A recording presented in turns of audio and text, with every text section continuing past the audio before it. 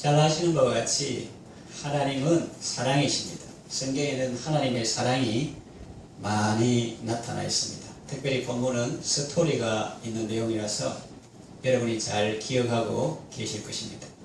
본문에 하나님의 사랑이 잘 나타나 있습니다. 잃어버린 아들들 비유인데 이 말씀 속에서 우리는 하나님의 사랑을 발견할 수 있습니다. 그 사랑은 어떤 사랑입니까?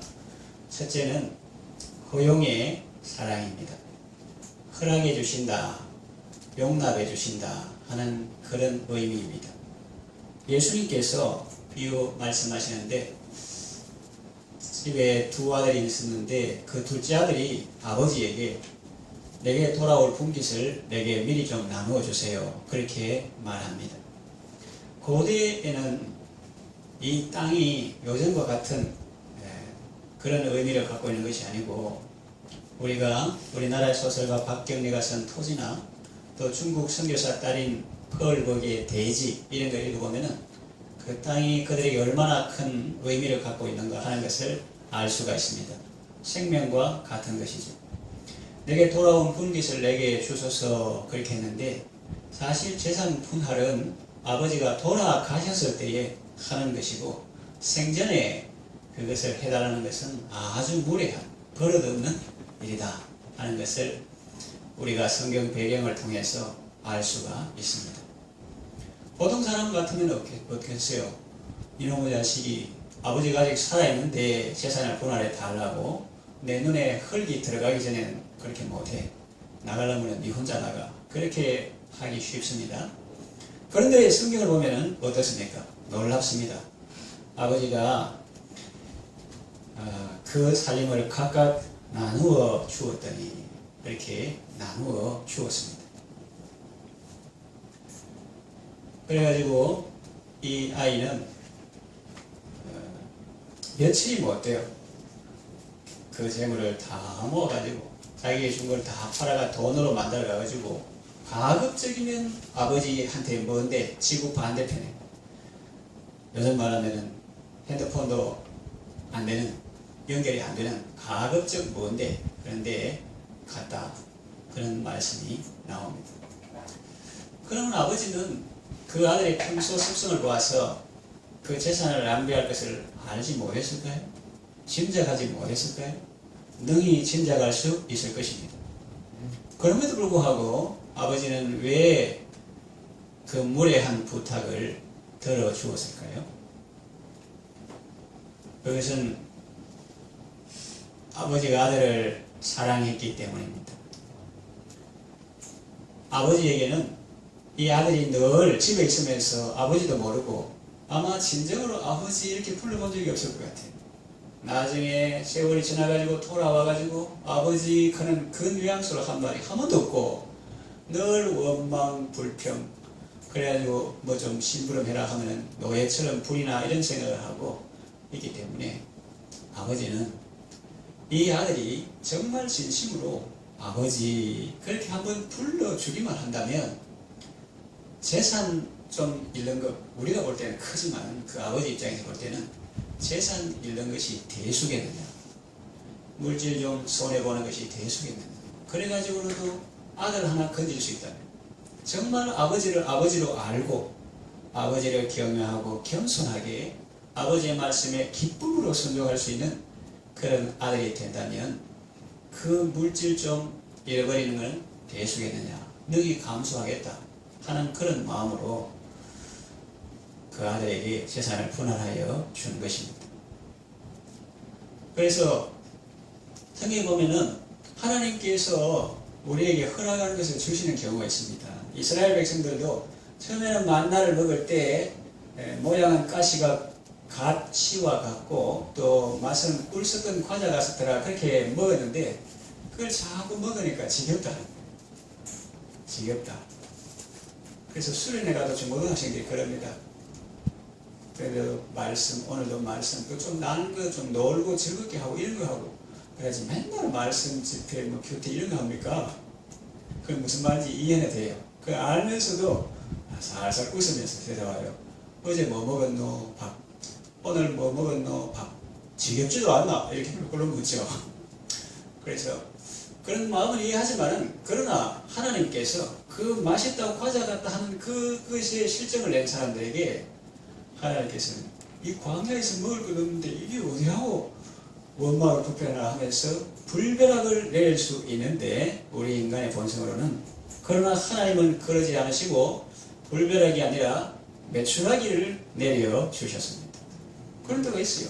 그 히스기야가 또 계획도 하고 하나님 앞에 열심히 살았는데, 하나님께서 네 삶이 끝났으니 이제 오너라 하니까 울며 벽을 향해서 울고, 하나님 내가 하나님 앞에 충성된 것을 기억하소서 이렇게 하니까 하나님께서 15년이나 연장을 시켜주셨습니다. 그런데 성경에 보면 하나님께서 이렇게 자비를 베풀어 주셔도 사람들이 그것을 잘 활용하지 못하는 것 같아요. 그래서 우리가 이것을 보면서 하나님은 허용하시기까지 사랑하시는데 나중에 이런 말 하면 안 된다는 거예요. 나중에 이런 말 하면 안 된다. 하나님, 그 내가 다 허락방탕할 줄 알면서도 그걸 허락해요? 그걸 허락하지 마시지. 그걸 다 아시고 내한테 허락합니까? 이렇게 하면 안 된다는 거예요.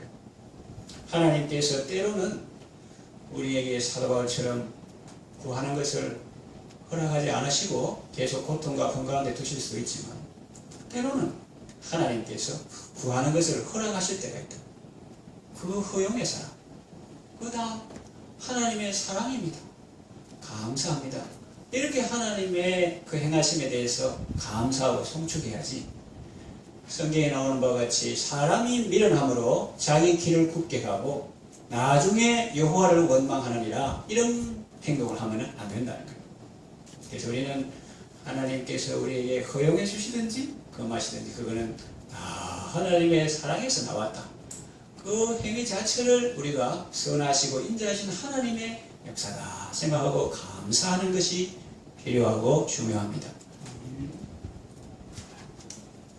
성경에 보면은 하나님은 요구를 많이 들어주셨어요. 시편에도 보면은 저희 요구를 들어주셨으나, 그래서 하면 좋은데 하나 이렇게 됩니다. 그 다음 뭐가 나옵니까?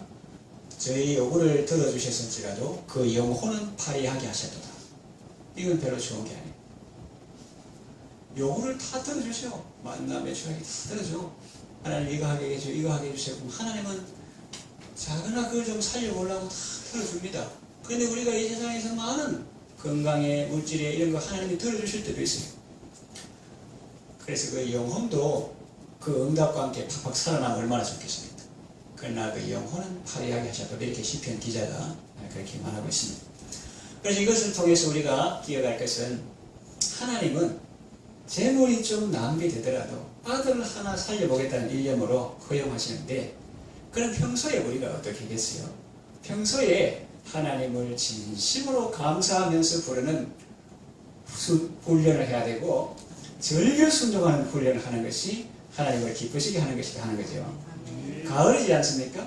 새콤달콤 과일, 채소 많습니다.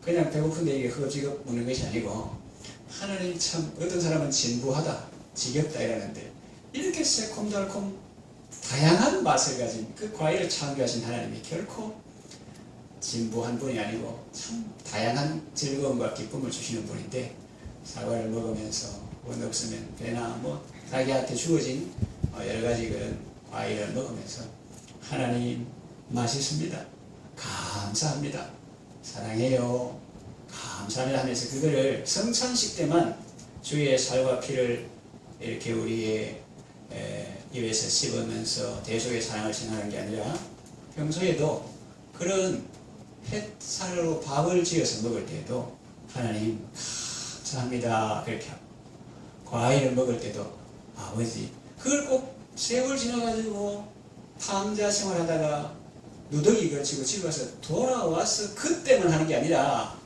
그걸 평소에 하나님 아버지를 부를 때 한 번을 불러도 정말 구원의 은혜에 대해 감사하는 마음으로 아버지 감사합니다 그렇게 과일도 먹고 또 밥도 먹고 그렇게 하면 하나님이 얼마나 기뻐하실까, 이것을 우리가 알 수가 있습니다.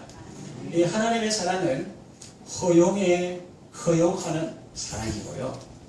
두 번째 오늘 본문을 통해서 나타난 하나님의 사랑은 대속의 사랑입니다. 이 아들은 자기 입장에서는 집에 있는 것이 답답했어요. 답답해서 하루도 못 살고, 그래가지고 아버지한테 그 무례한 부탁을 해가지고 돌아가셔야 비로소 재산 분할받는 것인데, 아버지가 번연히 살아 계시는데도 막 이렇게 때를 써서 그 아버지의 재산을 분할해가지고, 그걸 또 이렇게 놔두고 하면 돈이 될 건데, 돈 되는 거하고 관계없이 하루도 빨리 팔아가지고, 저것도 팔고 해가지고 돈을 만들어가지고 멀리 가려고 빨리 아버지하고 최대한 멀리 떨어지는데 간섭 안 받는데 그런 데에 가려고 돈을 만들어가지고 그렇게 다 갔습니다. 처음에는 돈을 이렇게 물서들 잘 쓰니까 옆에 친구들이 많이 붙는데, 그런 친구들은 다 돈 친구들, 술 친구들. 그래가지고 세월이 막 지나갔습니다. 그런데 아무리 부잣집 도련님이고 또 통장에 잔고가 있다 할지라도 그렇게 물서들 쓰는 사람에게 그렇게 늘 잔고가 있는 건 아니죠. 어느 날 결제하려고 보는데 잔고가 없어 결제가 안 된다. 그걸 보는 순간 친구들이 다 떠나가는. 어떤 친구한테 요즘 말이에요. 요즘 핸드폰 연락하니까 지금은 연결할 수 없으니 삐 소리 녹음하시고 뭐 이런 것만 나오는 거예요. 그 많은 친구들 중에 하나도 밥 얻어먹은 사람도 있고 술 한 잔 걸쳐 얻어먹은 사람도 있고 있을 건데 연락이 안 되고 겨우 연락되면 자꾸 끊고 멀리하고 그렇게 하는 거예요. 그리고 돈 쓰던 습관이 있어가지고 그냥 줄여서 사는 이 훈련이 안 돼 있으니까 여전히 계속 쓰는 거예요. 그래가지고 이제 다른 사람 안 빌려주기도 하지만 또 악덕 사채업자들이 돈을 빌려줘가지고 이 사람이 빚을 많이 지게 돼가지고 이야기를 하면 그렇단 말이에요. 성경에 나오진 않지만 빚을 많이 져가지고 빚을 못 갚으니까 니 우리 집 와서 일해라. 그 노예가 된 거예요. 우리 국사를 배우면서 사람이 다 처음에 창조함을 받는데 어디서 노예가 종이 나타난가? 예? 형벌노예, 부채노예, 전쟁노예 이러지 않습니까? 전쟁에 지면 노예되고 왕족이라고 부채 못 갚으면 노예되고 형벌 받아가 노예되고 이런 거죠. 그래가지고 남의 집에 가가지고 종로로 춥고 배고프고 봉급은 그냥 숙식 해결해 주는 것만 해도 고마운데 먹는 것도 돼지를 치게 했는데 돼지 먹는 쥐염 열매로 배를 좀 채워보려 했는데 그것을 주는 사람도 없었다 하는 것이죠. 춥습니다. 옷 사입을 돈 어디 있습니까? 먹을 것도 없는데 그게 낡은 옷이 누더기가 돼 있어요. 배고프고 외롭죠. 그런 가운데 이제 병들어 이제 죽어가려고 합니다. 그런데 우리가 이 성경을 보면 누가복음 15장이 전부 이런 양 비유, 이런 은전 비유, 이런 아들 비유 이런데 이런 것을 찾는다는 내용인데 크기는 같지만 다른 것이 하나 있습니다. 다른 것이 뭐냐? 이런 양 비유는 이런 양을 찾으러 목자가 나갑니다. 이런 은전 비유는 그냥 10분의 1 하나 1분의 이 정도가 아니고 그것이 세트로 되어 있기 때문에 하나 없으면 다른 것도 못 쓰는, 예를 들어서 신발 한 짝이 되면 다른 거 못 쓰는처럼 그런 건데 그것도 그 여인이 찾는단 말이에요. 교회상의 여인이 찾고. 그런데 이런 아들 비유에는 찾아 나서는 사람이 눈에 보이지 않습니다. 성경이. 그래서 미국에 지금도 살아있는 베들레헴 침례교회의 존 파이커 목사님은 탕자의 여동생 이런 제목의 소설을 쓰기도 했습니다.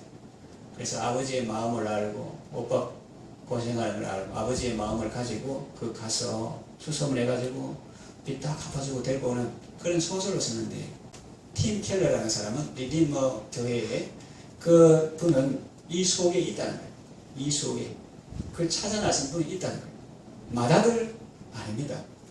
이 마다들은 아닙니다. 이 마다들은 오히려 그 동생이 돌아왔을 때에 화를 내고 집에 들어가서 들고 있는데 아버지로 하여금 나와서 달래게 한 그런 사람입니다. 이 마다들은 실제로 마다들이 아니고 참 마다들이 있는데 참 마다들이 이 속에 행간에 있다. 그 참 마다들은 누굽니까? 아버지의 마음을 품고 잃어버린 자녀 탐자에게 가서 그 아들을 아버지께로 인도하는 그 분이 누구냐는 거예요. 그것은 바로 이 비유를 사람들에게 들려주시는 예수님이시다. 예수님이 참 만화들이시다 하는 거예요. 그래서 예수님께서 이 사람에게 찾아오셔서 이 사람에게 아버지 집 이야기를 해주는 거예요. 아버지 집 이야기 하니까 이 사람이 생각나는 거예요. 아버지 집에는 양식이 풍족한 품꾼이, 그 일하는 사람도 양식이 풍족한데 나는 부잣집 도련님인데 이렇게 돼지 먹는 것 가지고도 배를 채워서 너무 비참하다. 이런 생각을 자꾸 하고 아버지 집 이야기를 하고, 그리고 아버지 집에서 최대한 멀리 떠나왔으니까 돌아가는 것도 만만치 않습니다. 돌아가는 건 나중 생각이고 이 사람이 빚졌잖아요. 빚진 거 이분이 다 갚아주는 거예요. 이분이 다 갚아주고 또 외상값 그런 거 다 지불하고. 제가 하나님의 은혜로 여러분이 기도 가면 이탈리아 갔다 오면 거기 갔다 오는 것만 해도 비행기값이 보통이 아닙니다. 그래 옛날에 교통이 안 좋은데 몇 날 며칠간 시베리아 횡단 열차 같은 거 이런 거를 탄다 해보세요. 비용도 많이 들고 위험하기도 합니다. 그런데 그 오랜 동안 그분은 이 아들이 돌아오는데 필요를 공급해주고 모든 잘못한 것을 다 대가를 지불해가지고 데리고 아버지 집으로 오는 거예요. 이 예수님의 비유에서도 이 일은 실제 우리 삶에서 일어났습니다. 예수님께서 하늘 영광 보좌 버리시고 아버지의 그 간절한 소원을 알고 아버지의 뜻을 이루기 위해서 우리 사는 세상에 오셨습니다. 시온 성보다 더 찬란한 저 천국 떠나서 이 천한 세상에 오신 주 참 내 구주님. 그리고 그 예수님은 내가 지불해야 될 대가, 죄지 가지고 종로를 하고 있는 그 대가를 다 지불했습니다. 얼마고 해가지고 10편에 보면 그거 보통 돈으로 안 됩니다. 저희를 위하여 속전을 바치지도 못할 것은 저희 생명의 구속이 너무 중하여 영원히 못할 것입니다. 그랬어요. 재물을 가지고 자랑하는 자는 그거 가지고 형제 생명 구원 못한다. 10편에 그렇게 나와 있어요. 그런데 예수님께서는 나를 위해서 죄인이 받아야 될 세례도 받으시고 고난 받으시고 그 골고다 언덕에서 뿐만 아니라 전생애가 우리를 위한 대속의 고난을 당하시고 특별히 마지막 한 주간 동안 그 고난을 보내시고 특별히 십자가에 못 박혀서 죽기까지 그 대가를 다 지불하셨습니다. 그리고 우리가 아버지 집으로 돌아오는 그 먼 여정에 주님께서 함께 하시며 우리의 필요를 공급해 주시고 주님께서 은혜를 베풀어 주셨습니다. 그 대가가 너무 커서 결국은 목숨까지 지불했죠.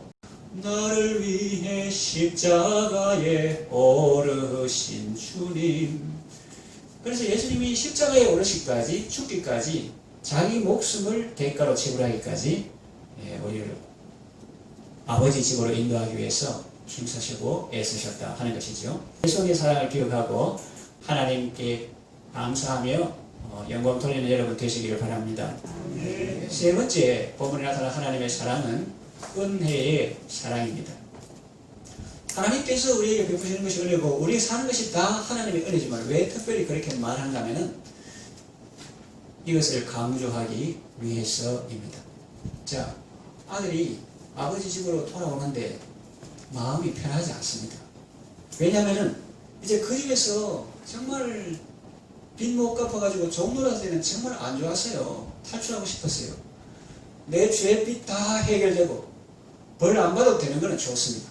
그래가지고 거기서 누가 내 빚을 대신 갚아주고 외상 다 해주고 옷도 좀 좋은 거 받아가지고 이제 먼 길 여행하고 이제 아버지 집에 가는데 또 걱정이 있는 거예요. 또 걱정은 아버지께서 나를 받아주실까 이런 생각을 하는 것입니다. 그래서 우리나라에도 이런 일이 있었어요. 아버지 집에 훔쳐가지고 도시 나가지고 성공 좋은데 성공 못하고 그래가지고 나쁜 짓 하다가 이제 감옥에 가가지고 세월이 많이 지났는데 만기 출소하게 됐는데 자기가 생각해도 자기가 용서 안 되는 거예요. 근데 부모님은 자꾸 시골 오라는 거예요. 그러니까 아버지 제가 갈 그런 생각이 아닌데 정말로 그렇게 원하신다면 우리 집이 기찻길 옆에 있는데 그 한정거장 앞에 그 중간에 기찻길에서 보면 우리 집이 보이는데 거기 감나무에 노란 손수건을 하나 좀 그려주세요. 그러면 제가 그걸 보고 있으면은 정말 환영한다, 용서한다 이런 뜻을 알고 제가 집으로 가지만, 그러나 거기 감나무가 아무것도 없고 소식이 없으면 제가 그 다음 장에서 내리지 않고 돌아서 바로 다른 데로 가겠습니다. 그렇게 편지가 왔더라고요. 그래가지고 이제 추수해가지고 이제 집으로 가는데 그 감나무를 볼 용기가 안 나는 거예요. 맨날 어릴 때 가면서 보던 그 집이고 감나무인데 볼 용기가 안 나는 거예요. 근데 옆에 좌석에 앉았던 사람이 소리 지르는 겁니다. 뭐야, 저 집 봐. 감나무에 온통 노란 손수건이 달려있는 거예요. 그래 아버지가 하나 하면 혹시 아가 못 볼까 싶어가지고 여기저기 10개, 20개 주렁주렁 달아나고 칸처럼 그렇게 달아놨다는 거예요. 하나님 아버지께서 이 아이가 하면서 어떻게 감히 그런 생각을 할 수 있는, 그러면서 말을 연습합니다. 말을, 아버지, 내가 하늘과 아버지께 죄를 얻었습니다. 이제는 아버지의 아들이라 일컬음을 내가 감당하지 못하겠습니다. 부잣집 도둑이 이 가장 작은 말입니다. 이제는 품꾼의 하나로 벗어서 하리라 하고 하면서 이렇게 집으로 가는 거예요. 집으로 가는 거예요. 이것이 쉬운 게 아니에요. 마치 그 야곱이 외삼촌 죽이려 하는 거기서 벗어나는데, 벗어나는 거는 감사하지만 그 다음 또 에서가 또 군사를 거느리고 온다니까 그걸 산 넘어 살리려 하잖아요. 그리고 우리가 죄를 사함 받은 것도 좋은데, 니는 죄 없다 해가지고 이제 감옥에 나온 것도 좋은데, 그 다음에 이제 새로운 삶을 사는 그것이 만만한 거예요. 그래서 이 사람이 집으로 가는데, 그 아까 우리나라 이야기보다 더하게 하나님 아버지께서는 이제 아직도 상거가 뭔데 아들 다 알아보는 거예요. 돼지 우리에서 그 일하고 살았으니까 아주 누추하고 냄새나고 몰골이 아주 흉악하게 그렇게 되는데 알아보기 어렵잖아요. 근데 아버지는 그걸 당장 알아보는 거예요. 그것은 아들 나간 그날부터 문 안 잠갔다는 거예요. 문 안 잠그고 혹시 밤에라도 배고프가 올까 문을 열어놓고 불 켜놓고 기다렸다. 이게 우연히 있다가 탁 본 게 아니고 나간 그날부터 계속 그 아들이 오기를 기대하고 그림을 그리고 상상 이러니까 그 아들이 오니까 당장 알아본 거예요. 그래가지고 어른이 막 뛰어오는 거예요. 여러분 교장 선생님이 잘 뜁니까? 대통령이 잘 안 뛰잖아요. 높은 사람은 잘 안 뜁니다. 예. 어른이 나무에 올라갑니까? 그러나 예수님 만나기 위해서는 세무서장 사개오도 나무에 막 올라가는 거예요. 체면 이런 거 없는 거예요. 그런데 이번에는 이 교장 선생님도 잘 안 뛰는데 이 아버지가 말이에요. 아버지가 아이 보니까 이렇게 뛰어가서 이렇게 아직도 거리가 먼데 아버지가 그걸 보고 치고니까 다리가 목을 안고 입을 맞추니, 그러니까 이제 이 아들이 너무 죄송한 거예요. 그 손수건 20개 걸어난 친구가 아니라 아버지가 막 뛰어가지고 이러니까, 그래가지고 이제 연습했던 말, 마음에서 우러나오는 진심의 말을 이렇게 시작하는 거예요. 아버지, 내가 하늘과 아버지께 죄를 위해서는 지금은 아버지의 아들이라 일컬음을 감당하지 못하겠나이다. 그런데 아버지 했잖아요. 전에 안 하더니. 전에는 맨날 빼딱하게 말하고 아버지에 대해서 안 좋게 말하고 하루도 빨리 그 간섭에서 벗어나라고 했는데 아버지 그랬잖아요. 여러분 질문합니다. 이 사람이 자기 연습한 말을 다 했을까요? 못 했을까요? 못 했습니다. 아버지가 그 말 다 할 기회를 안 주는 거예요. 그 다음 말이 나와야 되는데 아버지 아들이라 감당치 못하겠나이다 하고 그 뒤에 나를 품꾼의 하나로 벗어서 요 말을 해야 되는데 그 말 할 기회를 안 주는 거예요. 처음에 아버지 이러니까 벌써 사람들 볼 때는 손해 많이 봤다는데 아버지는 벌써 다 보상받은 이 아들 세대가 이제 돌아왔다는 거예요. 그래서 아버지가 종들에게 제가 말하는데 그 무시하고 제일 좋은 옷을 내어다가 입히고 손에 가르치를 끼우고 발에 신어 신기야. 그리고 살찐 송아지를 끌다가 잡아라 우리가 먹고 즐기자. 그래가지고 그 제일 좋은 옷으로 입히고 그리고 손에 가락지 언약의 후손이다. 그걸 끼워주고 그리고 발에 신어 신기고 살찐 송아지를 끌다가 먹고 즐기자. 그렇게 하면서 왜 그러냐면은 마다다에게 설명할 때 왜 그러냐, 왜 우리가 이렇게 하는 것이 마땅하냐, 그거는 이 아들은 죽었다가 다시 살아났고 내가 잃어버렸다가 다시 얻었기 때문에 우리가 즐거워하는 것이 마땅하다. 그렇게 하는 것입니다. 이 말씀도 우리의 삶에서 실제로 이루어졌습니다. 예수님이 우리 죄값을 다 지불하시고 아버지 집으로 인도하시는데 예수님이 그냥 지금도 죽어 계시고 그 무덤이 있다. 그럼 여러분의 마음이 기쁠까요? 슬플까요? 하나님은 우리에게 따지지 않지만 우리 마음속에 그것이 짐이 돼가지고 하나님의 맏아들이신 예수님이 우리 탕자와 같은 우리 아들들, 우리는 아들들이고 예수님은 맏아들이라고 하면은 하나님의 맏아들이신 예수님이 우리를 구원하기 위해서 저 시온성보다 찬란한 천성 떠나서 이 천한 세상에 와가지고 우리말로 돈 다 쓰고 우리 빚 갚아준다고 돈 다 쓰고 외상값 다 지불하고 우리가 먼 길 떠나는 거 돌아오는 거 차비 다 대고 요거도 물고 대신 다 먹고 나중에는 목숨까지 버려가지고 십자가에 죽임당하시고 계신다 하면은 우리의 마음이 많이 불편하겠죠. 그런데 아버지께서 놀라운 역사를 하는 거예요. 그래서 이걸 은혜의 사랑이라고 하는 겁니다. 하나님께서 어떻게 합니까? 하나님께서 예수님 마귀가 큰 소리 치는 것은 우리의 죄가 있기 때문에 자기가 받아야 될 값이 있기 때문에 그래요. 그 주변에 어떤 거니까 하나님께서 사탄 네 내 아들에게 요구할 것 또 남았나? 없습니다. 내 아들이 더 지불해야 될 값이 있느냐? 없습니다. 그러면 가거라. 얻어보고 싫다. 이렇게 간 거예요. 그 다음에 이제 마귀의 타임이 끝나고 하나님의 타임이 시작된 것입니다. 하나님께서 하시는 것은 이 세상 누구도 어떤 존재도 가타부타 말할 수 없는 거예요. 그래서 하나님께서 그 아들 예수 그리스도를 창조의 능력으로 절대 주권의 능력으로 다시 살리신 것입니다. 그때 놀라운 일이 일어난 것입니다. 예수 그리스도는 죽은 자 가운데서 부활하심으로 말미암아 우리를 거듭나게 하사 그때 우리가 비로소 거듭나게 된 거예요. 그래서 승천하게 하시고 보좌 우편에 앉으시는데 놀라운 것은 우리도 그리스도 안에서 그렇게 되었다는 것입니다. 그래서 예수님이 그냥 내 죄값만 지불하고 내가 감옥에 나오긴 나왔는데 살길이 막막하다 게 아니고 예수님이 죽으실 뿐만 아니라 우리를 위해서 다시 살아나셔서 하늘과 땅의 모든 권세를 가지시고 세상 끝날까지 우리와 항상 함께 하시는 것입니다. 언제나 예수님이 나와 함께 하시고 어디서나 예수님이 함께 하시는 것입니다. 로마서에 자기 아들을 아끼지 아니하시고 우리 모든 사람을 위하여 내어주시니가 어찌 그 아들과 함께 모든 좋은 것을 은사하시고 아들과 함께 좋은 것을 주시는 것입니다. 아들과 함께 건강을 주시는 것입니다. 이미 생명과 경건에 속한 모든 것을 우리에게 복을 주셨다고 성경은 말씀하고 있습니다. 하나님의 사랑은 은혜의 사랑인데 쉘 실버스타인의 아낌없이 주는 나무와 같이 주시고 그 창조의 능력으로 새 생명의 능력으로 또 주시고 그 아들과 함께 우리에게 모든 좋은 것을 은혜로 주시는 이것이 하나님의 사랑인 것입니다. 네, 말씀을 정리하며 마치겠습니다. 하나님의 사랑은 말씀드린 바와 같이 허용의 사랑, 그리고 대속의 사랑, 그리고 은혜의 사랑입니다. 이 하나님의 사랑이 참 사랑이요, 영원한 사랑이요, 생명 주는 사랑인 것입니다.